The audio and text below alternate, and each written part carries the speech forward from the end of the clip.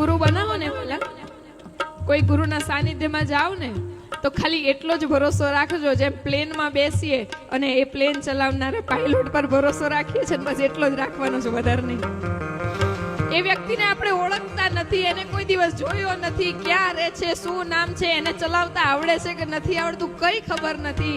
એક નાની એવી કિંમત ચૂકવી અને આંખ બંધ કરીને આપણે સૂઈ જઈએ છીએ કે મારી મંજિલ સુધી મને પહોંચાડશે. જો આ જગતના વ્યક્તિ ઉપર આપણે આટલો ભરોસો રાખી શકતા હોય તો સદગુરુ છે વાલા, જેને આખી જિંદગી પોતાના ઈષ્ટના નામ રટી રટી રટી રટી અને સત્કર્મ જ કર્યા છે, કોઈના માટે કોઈ ખોટો વિચાર નથી લાવ્યા. એ સદગુરુ બનાવો તો સંપૂર્ણ ભરોસો રાખજો.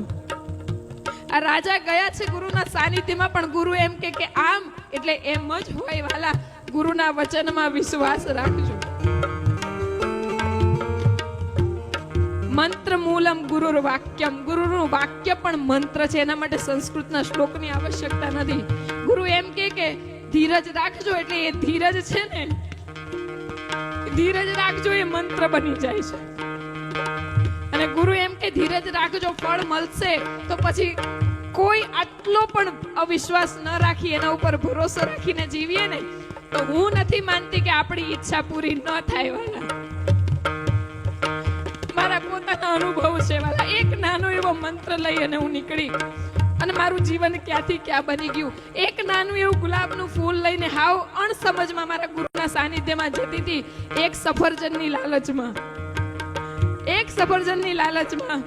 એક ગુલાબ આપું ને સફરજન આપે, એક ફળ હતું પણ મને એટલું મીઠું ફળ મળી ગયું કે મારી આખી જિંદગી બની ગઈ.